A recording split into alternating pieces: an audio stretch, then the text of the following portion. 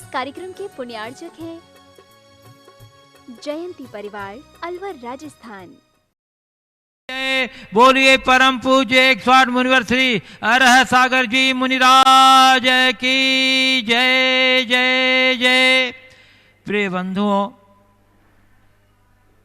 जिनवाणी channel एवं प्रामाणिक app के माध्यम से प्रसारित होने वाले आज के प्रातःकालीन मंगलमय कार्यक्रम से जुड़े देश एवं विदेश के सभी श्रद्धालुओं को सविनय जय जिनेन्द्र, मंगलमय सुप्रभातम। मैं आपको लिए चलूं जाप्यानुष्ठान की ओर। इसके पूर्व रोज की तरह हम लोग सर्वप्रथम परम पूज्य गुरुवर मुनिश्री के चरण कमलों में त्रिवार नमोस्तु निवेदित करते हुए उनके मंगल में आशीर्वाद से अपने को अभिषिक्त करके तार्थ करेंगे। तो चलिए हाथ जोड़िए, मस्तक झुकाइए और बोलिए मेरे साथ, नमोस्तु गुरुदेव, नमोस्तु गुरुदेव, नमोस्तु गुरुदेव। हे गुरुदेव, जाप्य अनुष्ठान कराकर हम सबों को कृतार्थ करें। नमोस्तु गुरुदेव। ओम सम्यक दर्शनाय नमः। ओम सम्यक दर्शनाय नमः। ओम सम्यक ज्ञानाय नमः। ओम सम्यक ज्ञानाय नमः। ओम सम्यक चारित्राय नमः। ओम सम्यक चारित्राय नमः। ओम ह्रीं जगत शांतिकराय श्री शांतिनाथाय नमः। सर्वोपद्रव शांतिं कुरु कुरु स्वाहा। ओम ह्रीं जगत शांतिकराय श्री शांतिनाथाय नमः। सर्वोपद्रव शांतिं कुरु कुरु स्वाहा। ओम ह्रीं जगत शांतिकराय श्री शांतिनाथाय नमः। सर्वोपद्रव शांतिं कुरु कुरु स्वाहा। ओम ह्रीं जगत शांतिकराय श्री शांतिनाथाय नमः। सर्वोपद्रव शांतिं कुरु कुरु स्वाहा। ओम ह्रीं जगत शांतिकराय श्री शांतिनाथाय नमः। सर्वोपद्रव शांतिं कुरु कुरु स्वाहा। ओम ह्रीं जगत शांतिकराय श्री शांतिनाथाय नमः। सर्वोपद्रव शांतिं कुरु कुरु स्वाहा।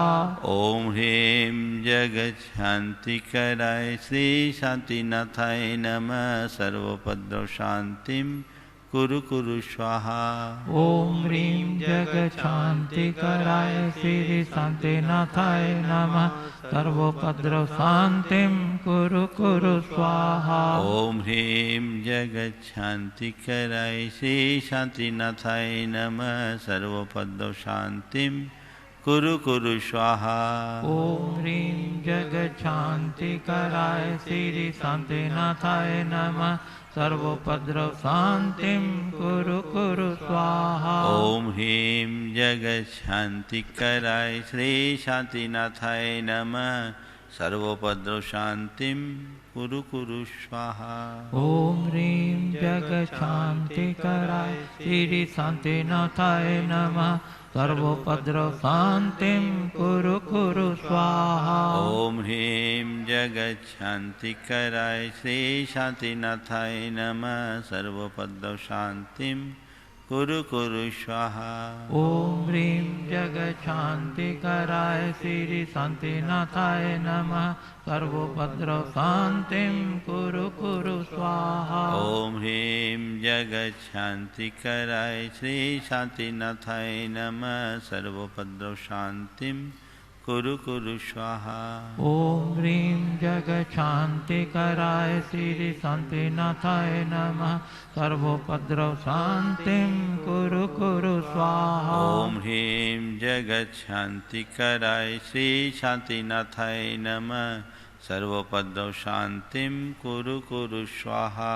ओम ह्रीं जगत शांतिकराय श्री शांतिनाथाय नमः।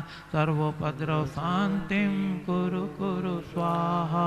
ओम ह्रीं जगत शांतिकराय श्री शांतिनाथाय नमः। सर्वोपद्रव शांतिं कुरु कुरु स्वाहा ओम ह्रीं जगच्छान्तिकराय श्री शान्तिनाथाय नमः सर्वोपद्रव शान्तिं कुरु कुरु स्वाहा ओम ह्रीं जगच्छान्तिकराय श्री शान्तिनाथाय नमः सर्वोपद्रव शान्तिं कुरु कुरु स्वाहा ओम ह्रीं जगच्छान्तिकराय श्री शान्तिनाथाय नमः सर्वोपद्रव शान्तिं कुरु कुरु स्वाहा ओम ह्रीं जगच्छान्तिकराय श्री शान्तिनाथाय नमः सर्वोपद्रव शान्तिं कुरु कुरु स्वाहा ओम ह्रीं जगच्छान्तिकराय श्री शान्तिनाथाय नमः सर्वोपद्रव शान्तिं कुरु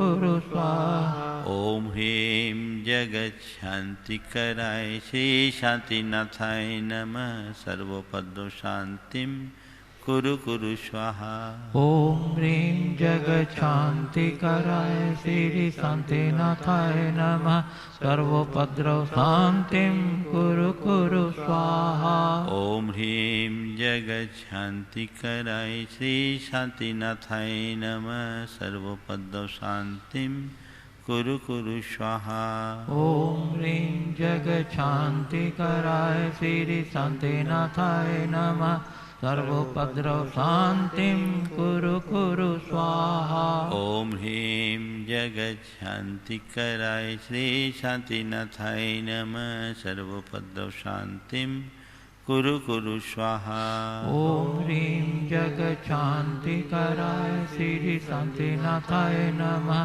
सर्वोपद्रव शान्तिं कुरु कुरु स्वाहा ओम ह्रीं जगच्छान्तिकराय श्री शान्तिनाथाय नमः सर्वोपद्रव शान्तिं कुरु कुरु स्वाहा ओम ह्रीं जगच्छान्तिकराय श्री शान्तिनाथाय नमः सर्वोपद्रव शान्तिं कुरु कुरु स्वाहा ओम ह्रीं जगच्छान्तिकराय श्री शान्तिनाथाय नमः सर्वोपद्रव शान्तिं कुरु कुरु स्वाहा ओम ह्रीं जगच्छान्तिकराय श्री शान्तिनाथाय नमः सर्वोपद्रव शान्तिं कुरु कुरु स्वाहा ओम ह्रीं जगच्छान्तिकराय श्री शान्तिनाथाय नमः सर्वोपद्रव शान्तिं कुरु कुरु स्वाहा ओम ह्रीं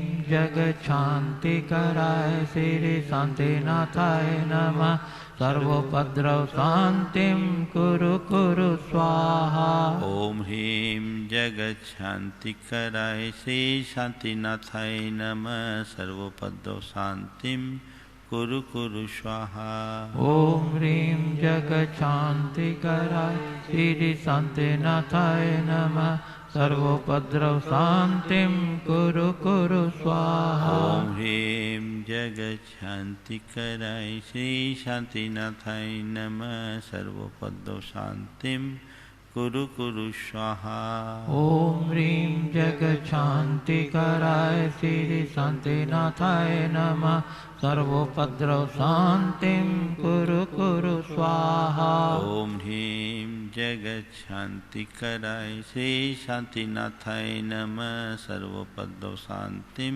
कुरु कुरु स्वाहा ओम ह्रीं जगच्छान्तिकराय श्री शान्तिनाथाय नमः सर्वोपद्रव शान्तिं कुरु कुरु स्वाहा ओम ह्रीं जगच्छान्तिकराय श्री शान्तिनाथाय नमः सर्वोपद्रव शान्तिं कुरु कुरु स्वाहा ओम ह्रीं जगच्छान्तिकराय श्री शान्तिनाथाय नमः सर्वोपद्रव शान्तिं कुरु कुरु स्वाहा ओम ह्रीं जगच्छान्तिकराय श्री शान्तिनाथाय नमः सर्वोपद्रव शान्तिं कुरु कुरु स्वाहा ओम ह्रीं जगच्छान्तिकराय श्री शान्तिनाथाय नमः सर्वोपद्रव शान्तिं कुरु कुरु स्वाहा ओम ह्रीं जगच्छान्तिकराय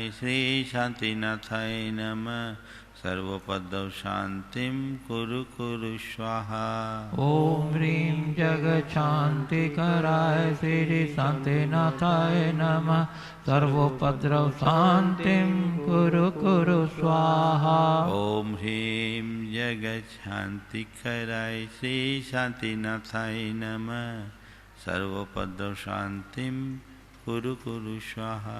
ओम ह्रीं जगच्छान्तिकराय श्री शान्तिनाथाय नमः। सर्वोपद्रव शान्तिं कुरु कुरु स्वाहा। ओम ह्रीं जगच्छान्तिकराय श्री शान्तिनाथाय नमः। सर्वोपद्रव शांतिं कुरु कुरु स्वाहा। ओम ह्रीं जगच्छान्तिकराय श्री शान्तिनाथाय नमः। सर्वोपद्रव शान्तिं कुरु कुरु स्वाहा। ओम ह्रीं जगच्छान्तिकराय श्री शान्तिनाथाय नमः। सर्वोपद्रव शांतिं कुरु कुरु स्वाहा। ओम ह्रीं जगच्छान्तिकराय श्री शान्तिनाथाय नमः। सर्वोपद्रव शान्तिं कुरु कुरु स्वाहा। ओम सम्यक् दर्शनाय नमः। ओम सम्यक् दर्शनाय नमः। ओम सम्यक् ज्ञानाय नमः। ओम सम्यक् ज्ञानाय नमः। ओम सम्यक् चारित्राय नमः। ओम सम्यक् चारित्राय नमः। जय बोलो श्री शांतिनाथ भगवान की जय जय जय। परम पूज्य आचार्य गुरुवर श्री विद्यासागर जी महाराज की बोलिए परम पूज्य एक स्वामी मुनिवर श्री प्रमाण सागर जी मुनिराज की जय जय जय। प्रिय बंधुओं, देवोदय महासंघ के लिए बहुत उदारतापूर्वक लोगों ने अपनी राशियाँ भेजी है।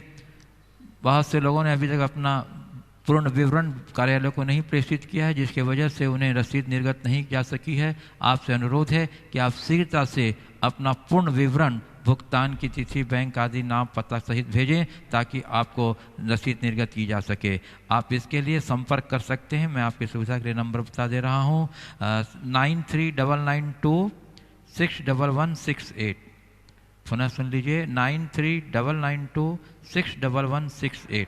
और एक दूसरा नंबर है 9826064200 9826064200। आप कृपया अवश्य ही इसको संज्ञान में लेते हुए अपना पूर्ण विवरण कार्यालय को भेजें। और बंधुओं, जैसा कि आपको सूचित किया जा चुका है कि आगामी अष्टानिका महापर्व के पावन प्रसंग में पूज्य गुरुदेव के मंगलमय सानिध्य में यहाँ भव्य आयोजनों के साथ अष्टमंडलीय श्री चक्र महामंडल विधान संस्कृत का संपन्न होने जा रहा है, जिसका सीधा प्रसारण जिनवाणी चैनल के माध्यम से होगा और प्रमाणिक ऐप के माध्यम से, जो आपको घर बैठे आपके लिए अवसर होगा इस महामंडल अनुष्ठान में सम्मिलित होने का। आपको सभी सामग्रियां आवश्यक डिजिटल रूप में भेजी जाएंगी, पुस्तक की TPS फाइल भेजी जाएंगी।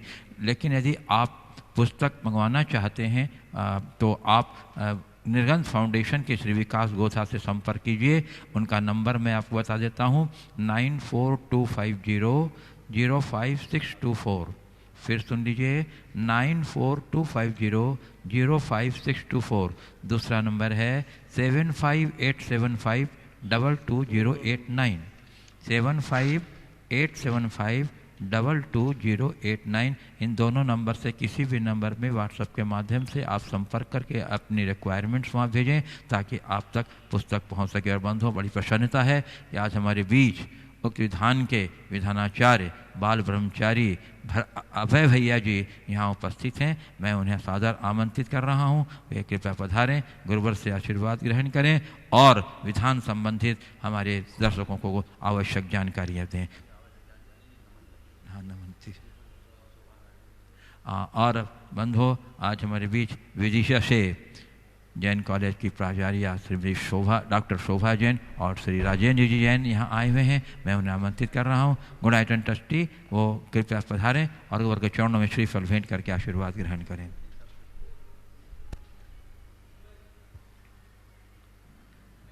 डॉक्टर उषा दीदी गुणायतन ट्रस्टी जबलपुर से पधारी हैं, उन्हें भी मैं आमंत्रित कर रहा हूँ। और चेतन, हाँ, और हमारे गुणायतन ट्रस्टी श्री मुकेश कीर्ति जी के पिता श्री चेतन दास जी दिल्ली से पधारे हुए हैं। मैं भी उन्हें आमंत्रित कर रहा हूं कि वे कृपया पधारें और गुरु के चरणों में श्रीफल भेंट करके आशीर्वाद ग्रहण करें। चलिए अब हम लोग पूज्य गुरुदेव के चरण कमलों में आज की मंगल में प्रवचन श्रृंखला के लिए निवेदन करेंगे। इसके पूर्व हम लोग सभी मिलकर सामूहिक रूप से पूज्य देव के मंगल में आशीर्वाद से अपने को अभिषेक करेंगे। बोलिएगा मेरे साथ, नमोस्तु गुरुदेव, नमोस्तु गुरुदेव, नमोस्तु गुरुदेव। हे गुरुदेव अपनी प्रवचन श्रृंखला की अगली कड़ी से संबोधित कर हम लोग हितार्थ करें। नमोस्तु गुरुदेव। सभी लोग अपने दोनों हाथ जोड़ लें और मेरे साथ महामंत्र के लिए अपना मानस तैयार करें।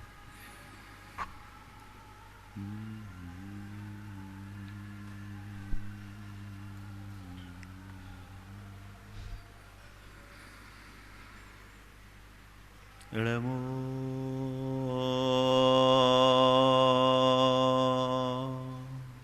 अरिहंता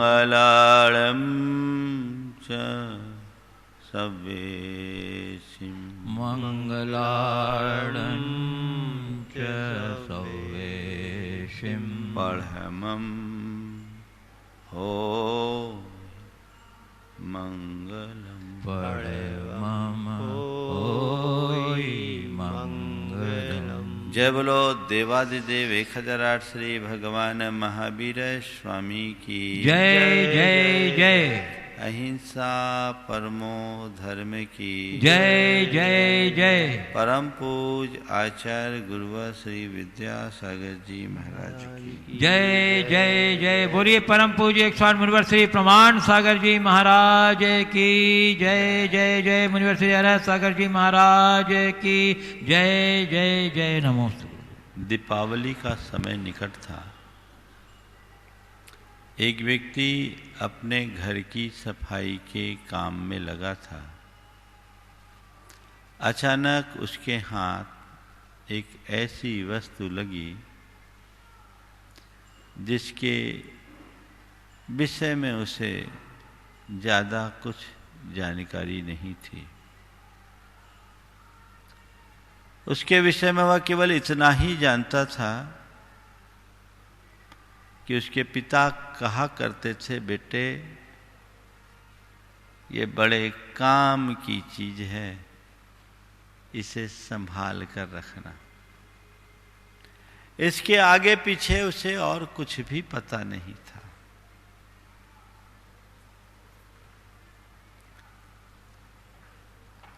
वर्षों से उसे सहेज के रखा था, पर उसकी यूज को न पहचानने के कारण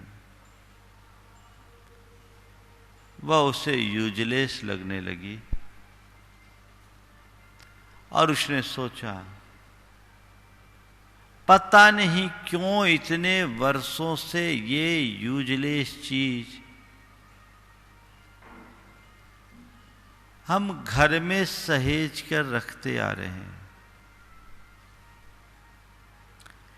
ना तो इसका कुछ यूज समझ में आता है और ना कुछ और ही, व्यर्थ में इतनी जगह घेरती है। मन में विचार आया, तत्क्षण वो एक निर्णय पर पहुंचा और उस वस्तु को यूजलेस समझकर कचरे के ढेर में फेंक दिया। थोड़ी देर बाद उधर से किसी दूसरे व्यक्ति का गुजरना हुआ।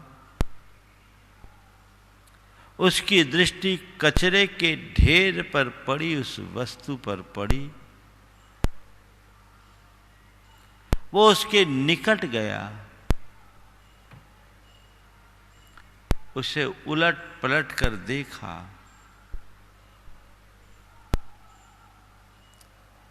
वह एक वीणा थी जिसके तार टूटे हुए थे। उसने तार से तार को मिलाया, उस पर अपनी उंगलियां चलाई, मधुर संगीत प्रकट हो उठा। वो भाव विभोर हो गया। कल तक जो वस्तु एक के लिए सिरदर्द बनी हुई थी, वही वह वस्तु दूसरे के लिए संगीत बन गई। अंतर क्या है? काश उसे उसका उपयोग पता होता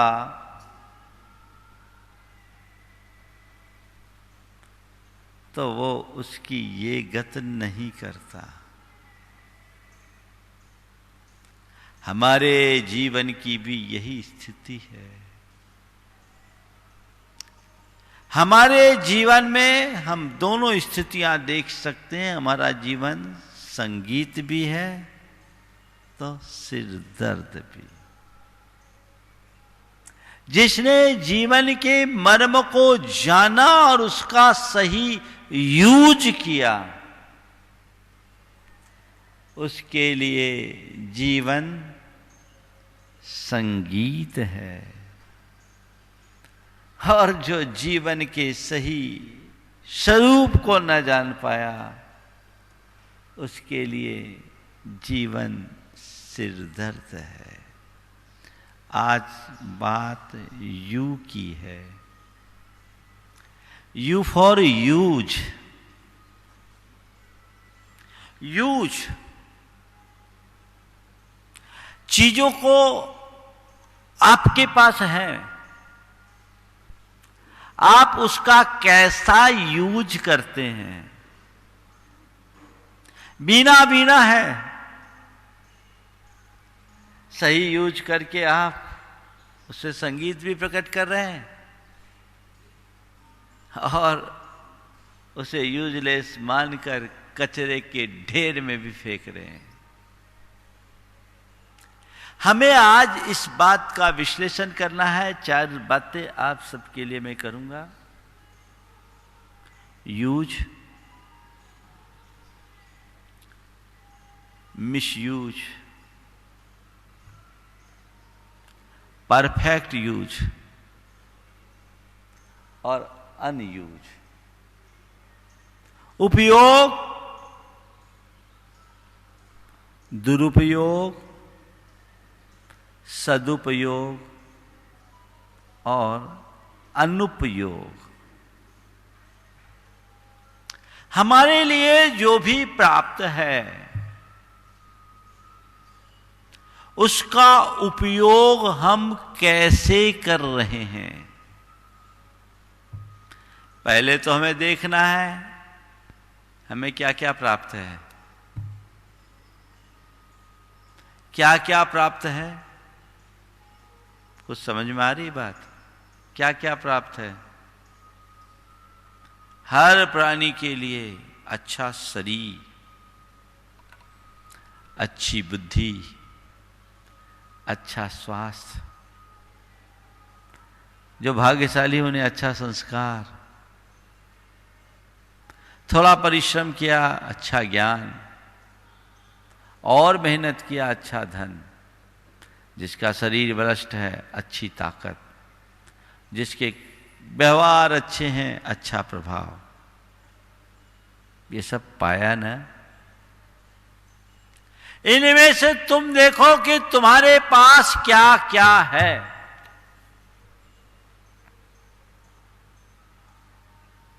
कुछ नहीं है तो स्वस्थ शरीर के धनी तो तुम हो ही। अपने जीवन के विषय में कुछ सोच सको समझ सको इतनी बुद्धि तो है ही।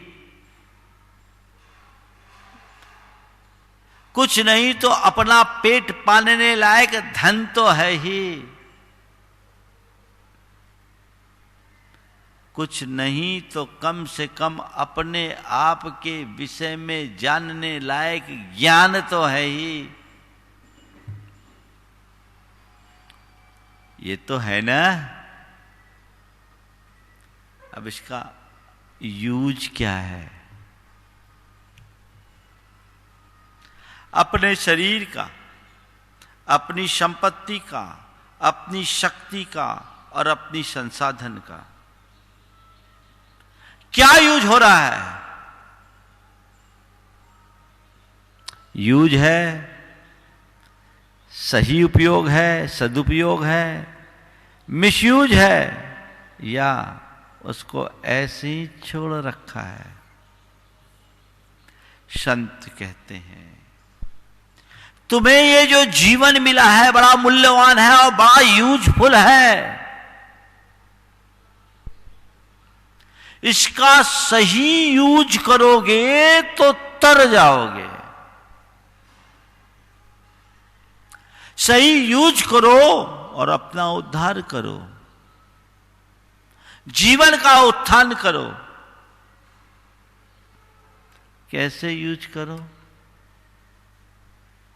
शरीर मिला, शरीर का सुख भोगो, एक यूज है। शरीर मिला और इस शरीर से आत्मा के हित में लगो, एक यूज है। किसे सही मानोगे?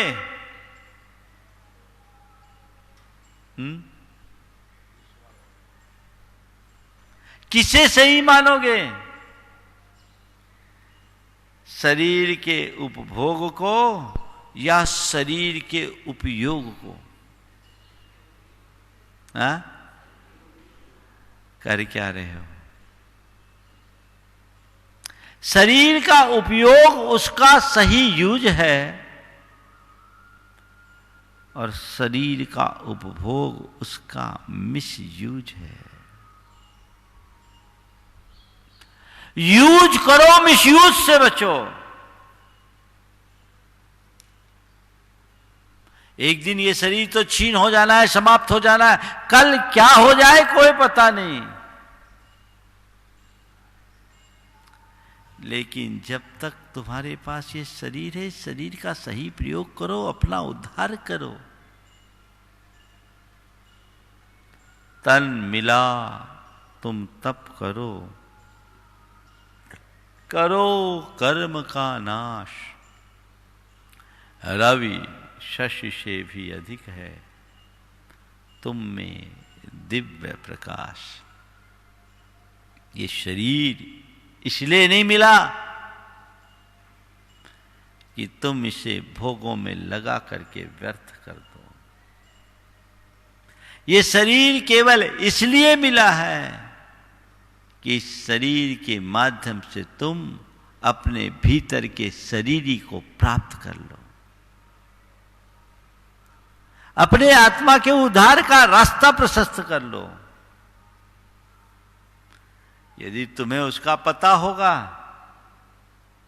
तो तुम ये कर सकोगे, और पता नहीं तो यहीं छूट जाएगा।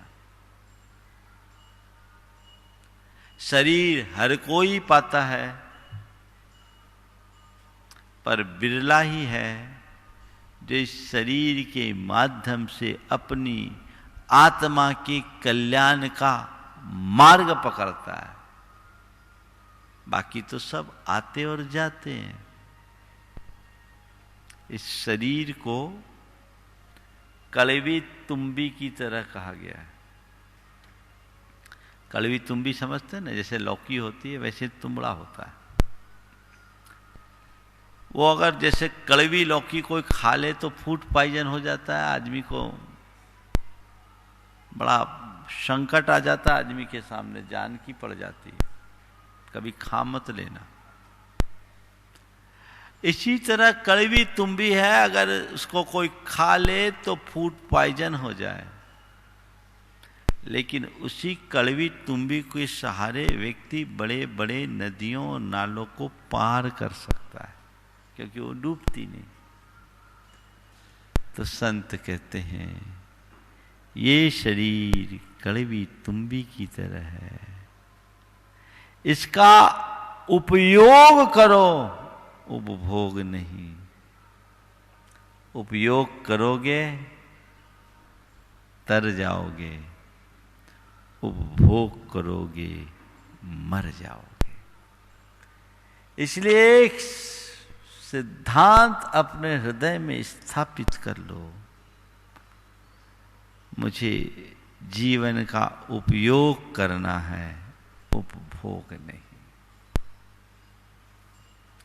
आज तुमने इतना सब कुछ पाया है, कल ढलान पर जाना है, कल शरीर छीन हो जाएगा और एक दिन चिता की राख में बदल जाएगा। बचा क्या है? जब तक है तो कुछ अच्छा कर लो, तो तुम्हारी कुछ उपलब्धि है, अन्यथा सब व्यर्थ है। अच्छा शरीर, बलवान शरीर, स्वस्थ शरीर है, औरों की सेवा कर लो, ये इसका सदुपयोग है। और अपने शरीर के बल का अहंकार करके औरों को सताने में लग जाओ, ये दुरुपयोग है। और शरीर से कोई काम ही न लो, अनुपयोग है। पड़ा पड़ा शरीर और रुग्ण और हो जाएगा। कई लोगों के लिए कहते हैं ना कि खा खा के मोटा गया। हाँ, क्या काम का? नहीं, ये तो जीवन मिला है कुछ करने के लिए। मैथिली शरण गुप्त की ये पंक्तियां बड़ी उपयोगी है। कुछ काम करो, कुछ काम करो, जग में रहकर कुछ नाम करो, यह जन्म हुआ कुछ अर्थ अहो, समझो जिसमें कुछ व्यर्थ न हो। काम तो करो। किस लिए जीवन मिला है?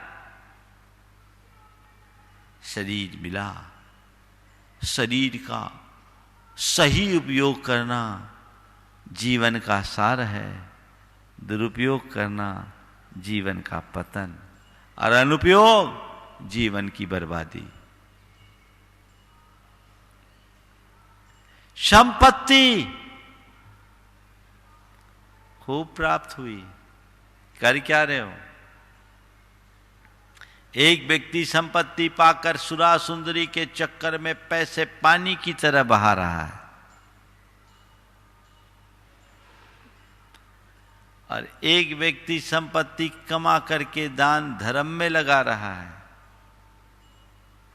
और एक व्यक्ति है जो महाकंजूस संपत्ति जोड़ जोड़ करके अपना केवल बैंक बैलेंस बढ़ा रहा है या घर में संपत्ति जोड़ जोड़ कर उसकी मात्रा बढ़ा रहा है। तीनों में आप किसको सही समझोगे? संपत्ति कमाकर उसे व्यर्थ में बहाने वाला, संपत्ति को जोड़ जोड़ कर रखने वाला, या संपत्ति को दान धर्म में लगाकर अपने जीवन को कृतार्थ करने वाला? कौन सही है? दान धर्म में लगाने वाला। लेकिन आज की दुनिया में नंबर 1 और नंबर 2 ज्यादा है, नंबर 3 तो गिनती के हैं। आज ऐसे लोग बहुत मिल जाएंगे जो सुरा सुंदरी के लिए आंख मूंद के पैसा बहाते हैं। एक एक पल में लाखों रुपया पानी की तरह बहा देते हैं, लेकिन किसी अच्छे कार्य के लिए 5 पैसे देने की भी इच्छा नहीं रखते। मैं एक स्थान पर था, वहां एक बड़े उद्योगपति घराने का एक युवक आया। वहां के एक संस्था थी, जीव दया का अच्छा कार्य करती थी। उससे उन्होंने कुछ डोनेशन करने की बात की। कहता पापा से पूछ के देंगे। 11,000 रुपये के लिए पापा से पूछेगा। और बाद में मालूम पड़ा पास के एक बड़े शहर में वो 4 दिन के लिए रुका था। अपना जन्मदिन मनाने के ख्याल से 28 लाख खर्चा करके गया। क्या है? 4 दिन में 28 लाख पानी की तरह बहाने में उसको पूछने की जरूरत नहीं। लेकिन दान के लिए 11,000 रुपया देने के लिए भी पूछने की बात कर रहा है। पूछना नहीं है, वो बहाना है।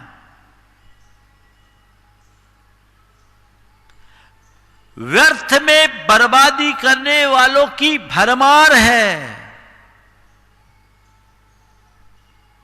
जिनकी पाप बुद्धि प्रबल होती है वे अपने धन का ऐसा ही दुरुपयोग करते हैं। ये पैसे का मिसयूज है।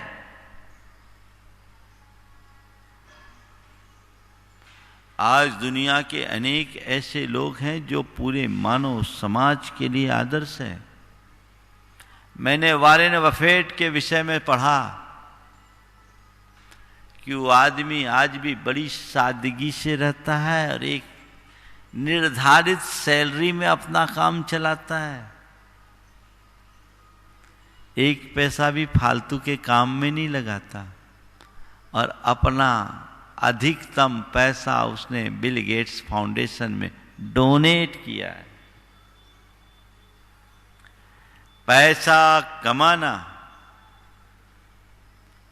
और पैसे का सदुपयोग करना, इन दोनों में बड़ा अंतर है। पैसा कोई भी कमा सकता है, एक वेश्या भी पैसा कमा सकती है, लेकिन पैसा का सदुपयोग कोई बिरला ही कर पाता है। धन पाकर के धन का मद करना, धनांध हो जाना कोई बड़ी बात नहीं है, पर धन पाकर के संयमी और उदार बनना बहुत कठिन है। तुम्हारे पास धन है, ये शुभ संयोगों का सुफल है। इस धरती पर बहुत सारे लोग ऐसे हैं, ज्यादातर लोग ऐसे हैं जो धनाभाव के संकटों से गुजर रहे हैं। तुम उनकी जगह भाग्यशाली हो। लेकिन इनका प्रयोग क्या कर रहे हो, ये देखने की जरूरत है। जो भी हो उसका उपयोग करो, सदुपयोग करो, दुरुपयोग मत करो। और किसी भी वस्तु को अनुपयोगी मत रहने दो। धन कमाकर उसे यूं ही छोड़ देना यह भी अच्छी बात नहीं है। बहुत सारे लोग कमा करके जोड़ते जाते हैं और एक दिन सब छोड़कर चले जाते। किस काम का? पड़ा है, आज भी बहुतों का पैसा है। ऐसा कहा जाता है कि स्विस बैंक में ऐसे अनेक लोगों का अरबों खरबों रुपया पड़ा है, अरबों खरबों रुपया पड़ा है। क्या काम का? मेरा रुपया पड़ा है, बस इतना ही ना। एक दिन रुपया वाला भी पड़ा है, क्या काम का? ये केवल एक तृष्णा और मूर्छा ही तो है। कितना अच्छा होता कि इस तरह की संग्रह वृत्ति अपनाने की जगह नीतिमत्ता के साथ काम किया होता और अपने धन को समाज और देश के हित में लगाया होता, तो आज वो धन तुम्हारे जीवन का आभूषण बन गया होता, जो कि आज बोझ बना हुआ है। वो अनुपयोगी है ना, वो डेड मनी है, उसका कोई उपयोग नहीं। मैं ऐसे अनेक लोगों को जानता हूं जिनके पास अफरात संपत्ति है, लेकिन कोई उपयोग नहीं। और जोड़ जोड़ के धरना है। मैं एक ऐसे व्यक्ति को जानता हूं जिसका एक शहर के हर चौराहे पर एक एक मकान, लेकिन खुद वो 2 कमरों के एक छोटे से मकान में रहता। और उसका काम क्या? महीने के पहले तारीख से किराया और ब्याज वसूलने के लिए जाना। और काय से जाना? उसके पास एक साइकिल थी, और वो साइकिल भी कौन सी? हरकुलस का पहला संस्करण। बस वो ही लेके जाता। आज भी उस आदमी की यही दशा है। ये तो मैं 30 वर्ष पुरानी बात कर रहा हूं। सब कुछ है, उपयोग नहीं। उसके कपड़े लत्ते भी देखोगे तो ऐसी मार्किन की धोती पहनता है, लट्ठा, कुछ नहीं। ये तृष्णा ही तो है। ये क्या है? अनुपयोग, सही उपयोग नहीं। और एक बात और बताता हूं, धन का एक सीमा से अधिक उपयोग है भी नहीं।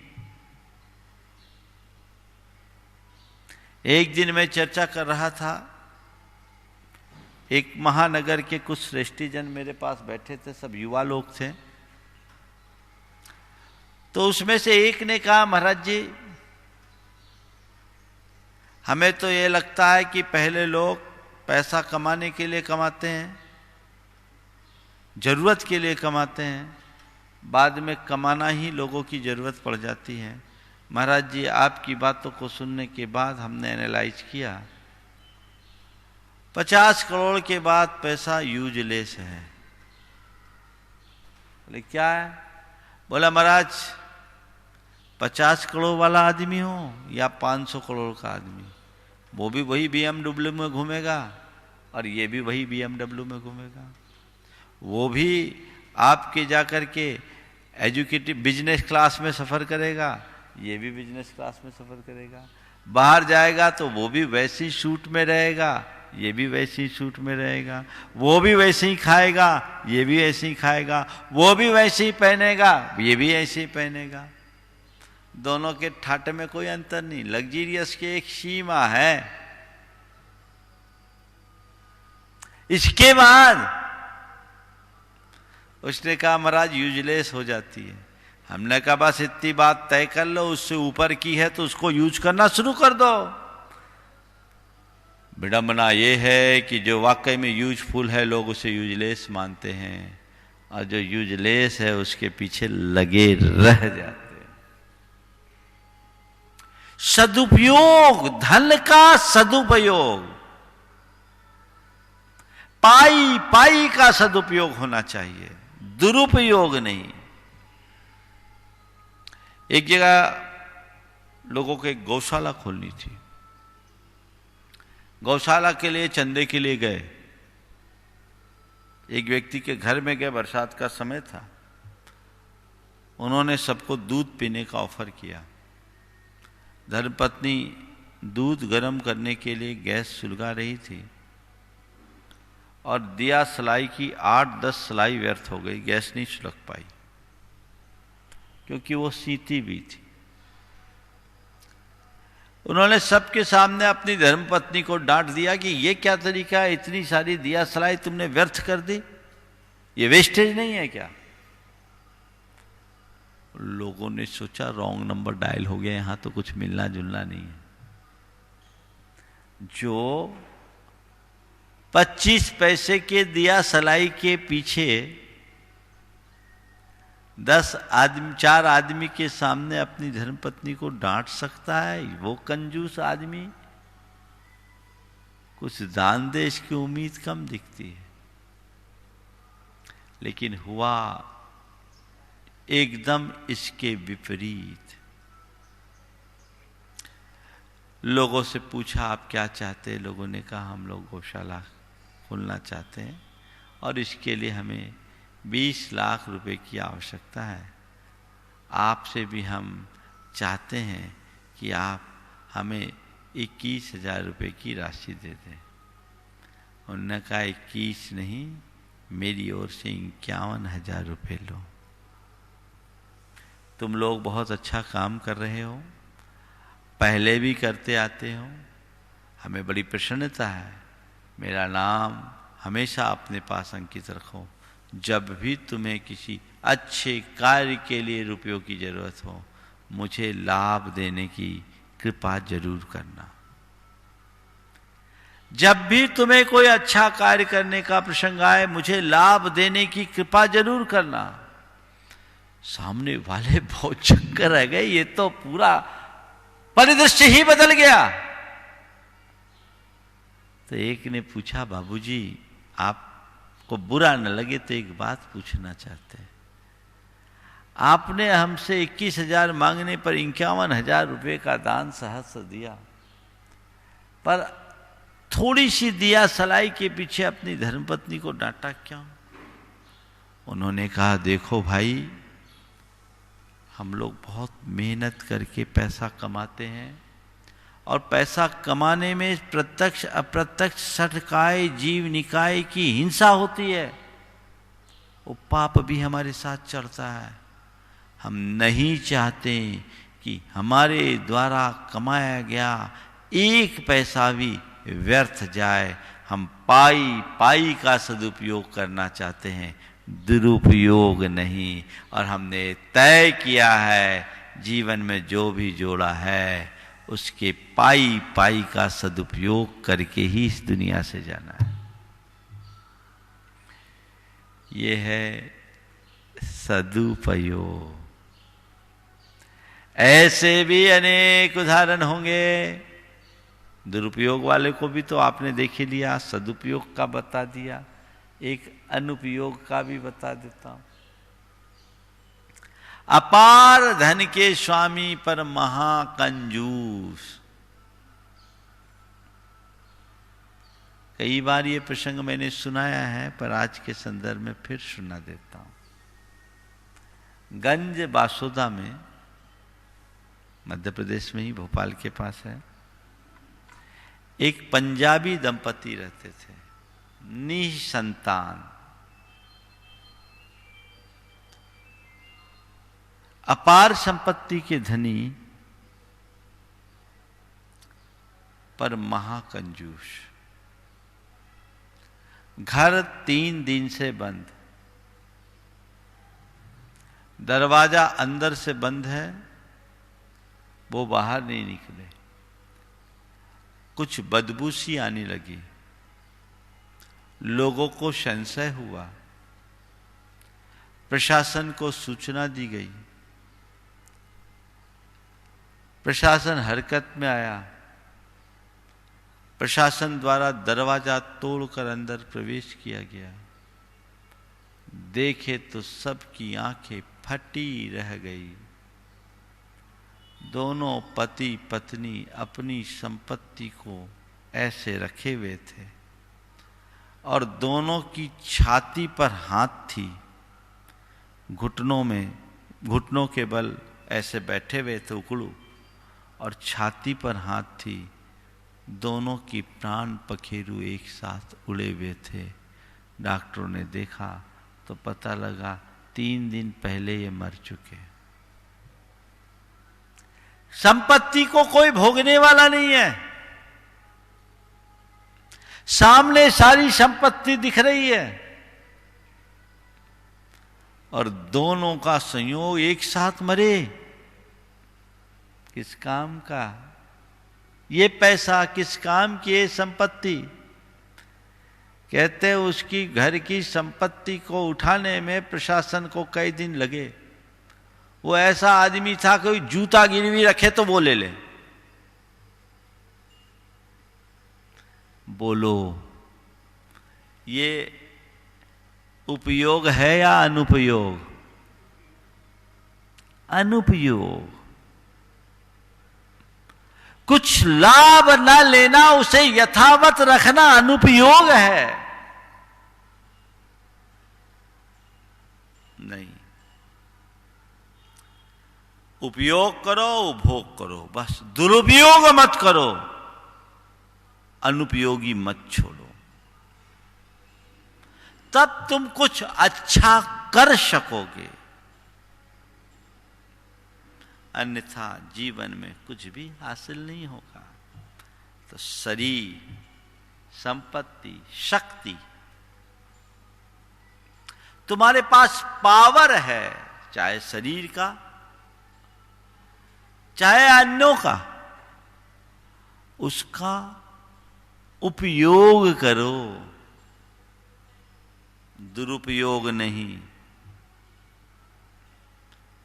पावर का सही उपयोग निज पर के हित में लगाना, औरों का उद्धार करना, औरों को आगे बढ़ाना, औरों की सहायता करना, ये पावर का सही उपयोग है।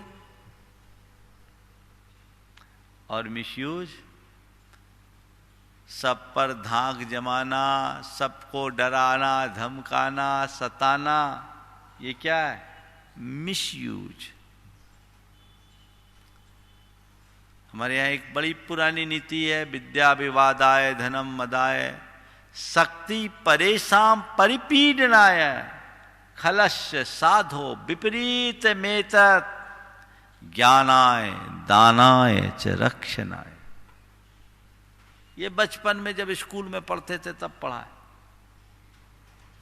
दुष्ट व्यक्ति के पास अगर विद्या आ जाए तो विवाद करेगा, धन आ जाए तो मत करेगा, और शक्ति पा जाए तो बौराएगा, परेशान परिपीडनाय, दूसरों को पीड़ा पहुंचाता है।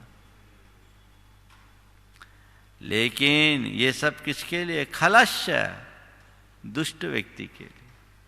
साधो विपरीतमेतत्, साधु पुरुष के लिए तो इससे उल्टा है। विद्या ज्ञानाय, वो अपने ज्ञान को वृद्धि करता है, निज पर को ज्ञान देता है। अगर विद्या पाया है तो विवाद नहीं, ज्ञान का प्रकाश फैलाएगा। धन पाया है तो मद नहीं, दान करेगा। और शक्ति पाई है तो पीड़ा नहीं, रक्षा करेगा। तो अपनी शक्ति का सही प्रयोग करना, दुरुपयोग मत करना, और शक्ति रहने पर मौके पर उसे उपयोग में न लाना ठीक बात नहीं है। सही प्रयोग करो बस, न तो दुरुपयोग करो और न ही अपनी शक्ति को अनुपयोगी छोड़ो। जो तुम्हारे पास पावर है, जितनी तुम्हारी शक्ति है, उस शक्ति से तुम जितना निज पर के हित का उद्यम कर सकते हो करो, इसे व्यर्थ मत छोड़ो। ये यूज है, अपनी पावर का यूज करो, है ना। आजकल तो क्या है, यूज शब्द बड़ा अलग अर्थ में आ गया। क्या आ गया? अब लोग क्या करते हैं? लोगों को यूज करते हैं, है ना। क्या करते हैं? अरे उसका यूज करो, है ना। बड़े नेगेटिव सेंस में चला गया। हमने उसका यूज किया, यानी व्यक्ति या वस्तु के माध्यम से अपने स्वार्थों की सिद्धि की। ये यूज नहीं, मिसयूज है। तो शरीर का, संपत्ति का, शक्ति का और संसाधनों का यूज करो, मिसयूज नहीं, परफेक्ट यूज करो और उसको अनयूज मत छोड़ो। ऐसे ही मत छोड़ो, जो है उसका सही प्रयोग करते चलो। तुम्हारे पास जो भी संसाधन है, उनका जितना बने सही प्रयोग करो। अभी जैसा मैंने कहा, अब तो लोग लोगों का ही यूज करने लगे हैं और यूज ही नहीं कर रहे हैं, यूज एंड थ्रो की नीति अपना रहे हैं, है ना। यूज एंड थ्रो, है ना। और ऐसा केवल वस्तुओं के साथ हो तो फिर भी समझ में आए, अब तो व्यक्तियों के साथ भी हो गया है। ये बड़ा अंधेर है। आप अपने आप को बचाइए। आप अपने घर परिवार में देखते हैं, बहुत सारी चीजें ऐसी हैं जो पड़ी रहती है, जिसका आपके लिए कोई यूज नहीं है, पर वह किसी के यूज में आ सकती है। आप क्या करते हो? उसे यथावत रखकर घर का कबाड़ बढ़ाते हो, कबाड़ी कहूंगा मैं इसको, या किसी जरूरतमंद को देकर उसका सही यूज करते हो? क्या करते हो? हाँ? संग्रह की प्रवृत्ति होगी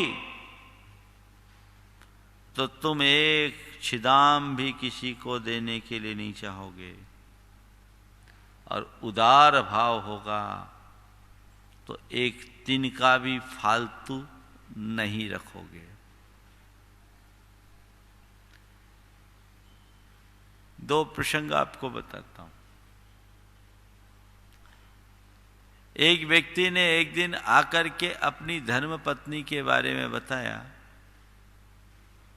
कि महाराज जी, इसकी अलमारी की साड़ियों को एक दिन जिद करके मैंने गिनवाई।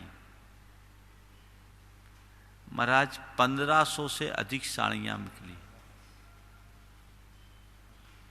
पर महाराज जी, ये इतनी साड़ियां रखी, इसमें से कई ऐसी साड़ियां थी जिनकी वर्षों से तह नहीं खोली और वो पड़ी पड़ी कट गई। ये साड़ियां रख रही है, ट्रंक के ट्रंक बढ़ते जा रहे हैं। महाराज जी इन्हें कुछ समझाइए।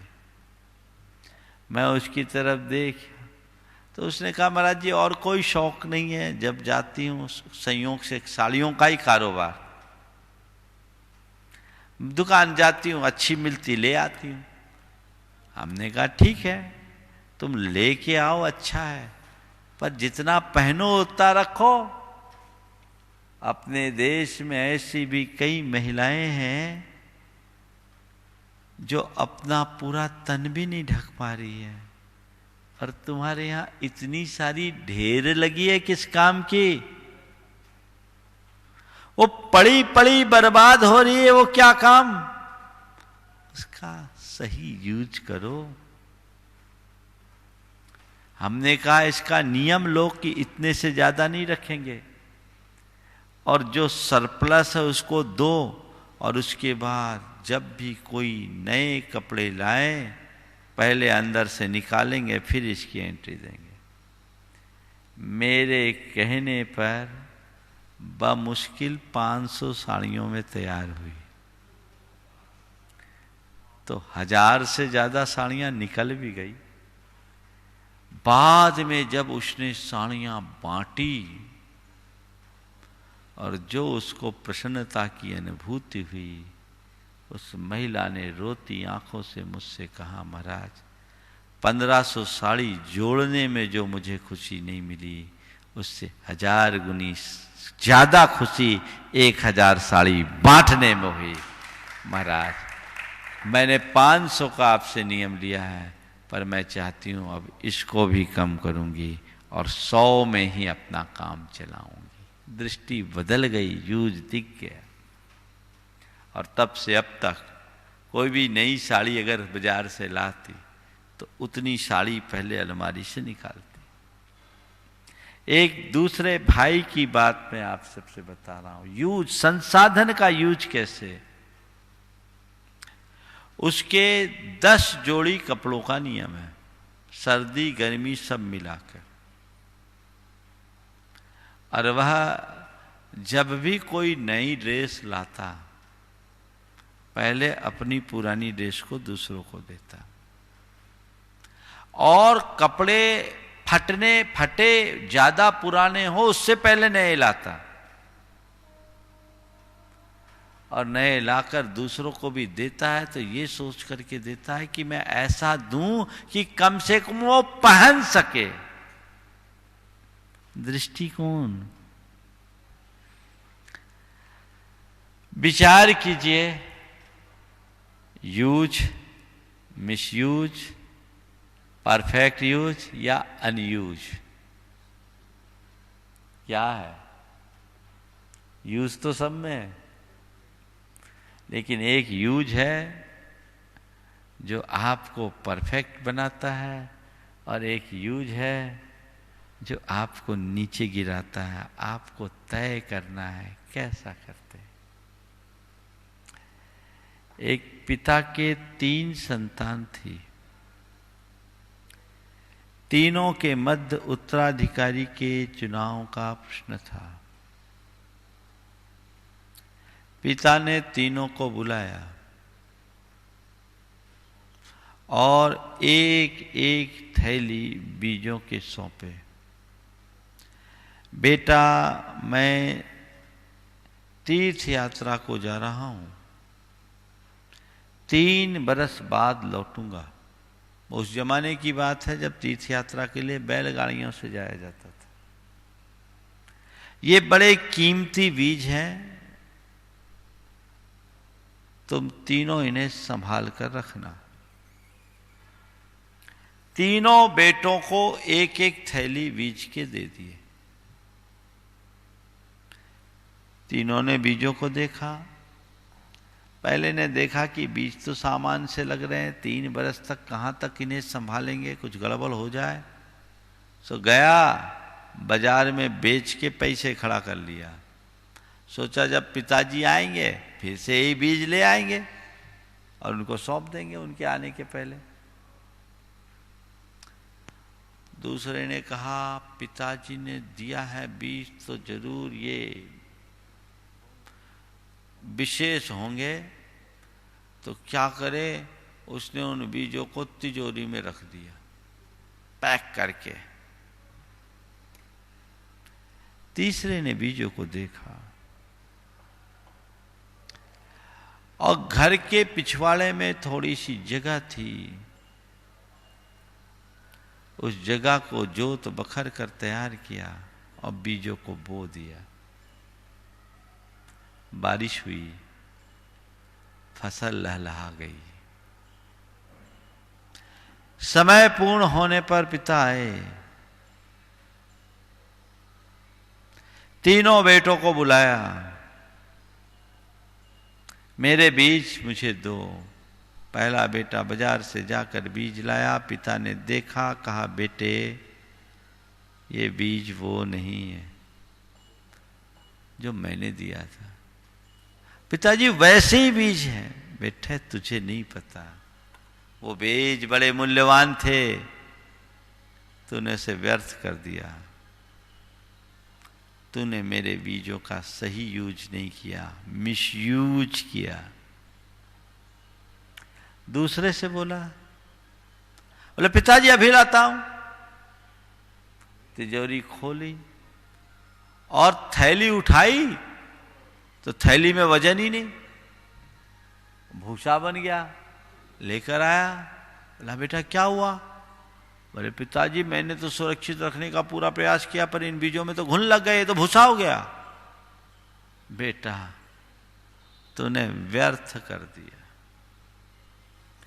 तूने बीजों को रखा नहीं, तू उसका यूज नहीं किया, अनयूज रखा, सब भूसा हो गया। अब तीसरे और आखिरी बेटे की बारी थी। बोला बेटे मेरे बीज कहां? बोले चलिए पिताजी अभी आपको दिखाता हूं। देखा तो लंबा चौड़ा एरिया, दूर से ही गंध आ रही है। पिता को मन में प्रसन्नता, पूरे बीज लहलहाती फसल के रूप में परिवर्तित थे। बेटे क्या है? बोले आपके ही बीज हैं। कैसे किया? बोले पिताजी आपने एक थैली भर बीज दिया और मैं उसे बोया। पहले साल उन बीजों से 20 गुने बीज मुझे मिले, फिर उन्हें बोया और फिर 20 गुने मिले, और अब ये तीसरी बार बोया हूं। आपने जो बीज छोड़ा उससे 100 गुने बीज यहां हैं, आप जितना चाहे ले सकते हैं। पिता ने बेटे को छाती से लगा लिया और उसे अपना उत्तराधिकारी नियुक्त कर दिया। बस मैं आपसे यही कहता हूं, पिता ने यूज के लिए तीनों को समान बीज दिए थे।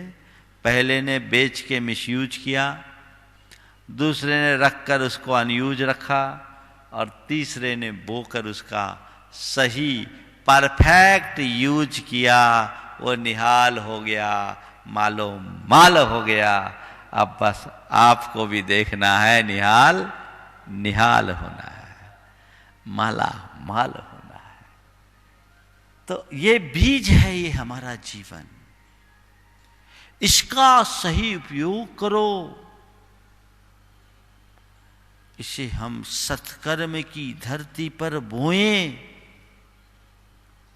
और गुणों की, सद्गुणों की फसल उगाएं, जिससे हमारा जीवन सार्थक हो सके, सफल हो सके। हम अपने जीवन को अपग्रेड कर सके, अपडेट रख सके और जीवन का वास्तविक अपलिफ्टमेंट कर सके। यूज से ही अपलिफ्टमेंट है, बस सही यूज करे। अब आपको चूज करना है कैसा यूज है। समय हो गया मंगल भावना की 4 पंक्तियों के साथ यहीं पर विराम। मंगल मंगल होए जगत में सब मंगलमय हो। मंगल मंगल होए जगत में सब मंगलमय हो। इस धरती के हर प्राणी का मन मंगलमय हो। इस धरती के हर प्राणी का मन मंगलमय हो। मंगलमय हो प्रात हमारा, रात सुमंगल हो।